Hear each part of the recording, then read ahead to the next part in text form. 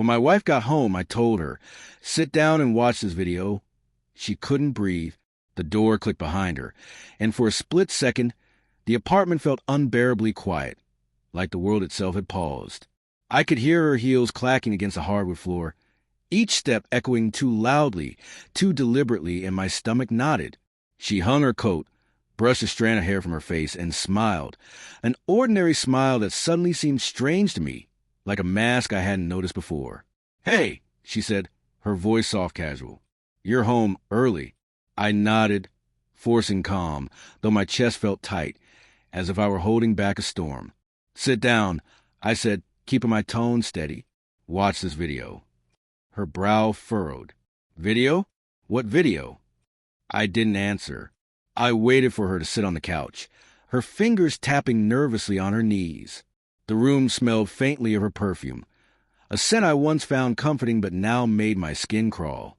I pressed play. The screen lit up with images I wish I could erase. Her laughter, a hand brushing against someone else's in a restaurant booth, whispers exchanged in the dim light of a bar. I felt my throat tighten. I had known something had been off. Late nights, hushed phone calls, the way her eyes avoided mine. But seeing it was like being struck by lightning. The betrayal wasn't a theory anymore. It was alive, vivid, undeniable. She froze, eyes wide, staring at the footage as if it were some horrific hallucination. What is this?" Her voice trembled, the calm she carried all these years breaking like thin ice. "I think you know," I said, my voice barely above a whisper. Every word hurt to speak. "I trusted you.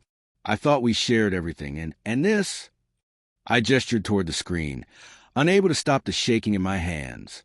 Her lips parted, then pressed together. Silence. She swallowed. It's not what you think," she murmured, though her eyes darted away, betraying her words. I laughed, bitter and hollow.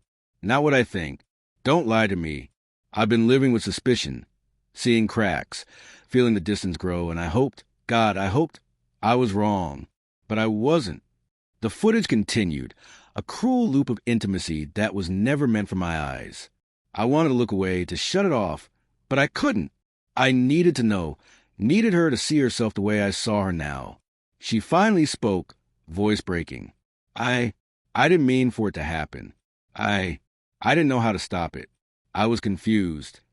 I swallowed hard. Confused. The words sounded absurd against the backdrop of everything I felt.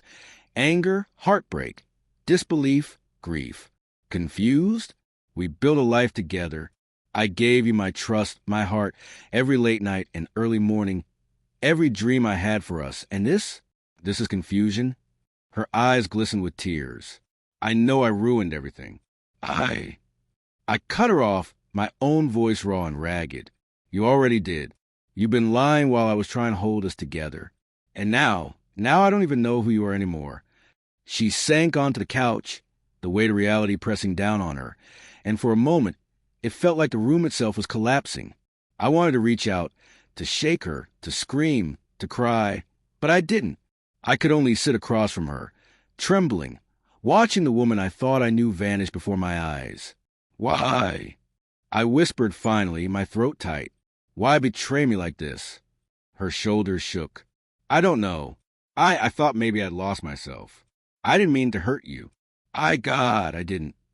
I felt tears sting my eyes, the betrayal carving deep grooves in my heart. "But you did, and nothing you say will ever erase it. Not apologies, not tears, not regret. Nothing." We sat in silence, two broken people. The apartment heavy with unspoken words and the remnants of trust that would never return.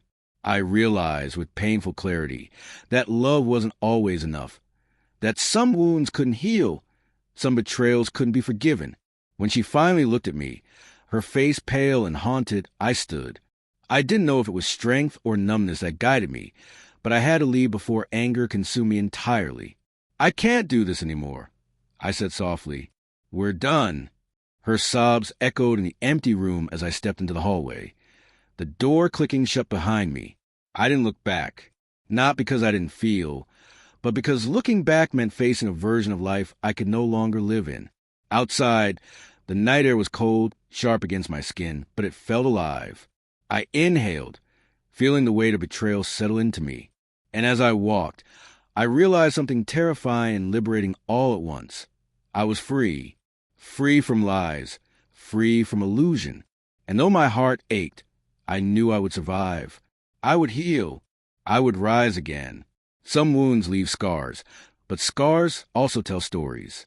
Mine would tell the story of love betrayed, trust shattered, and the quiet, painful reclaiming of myself.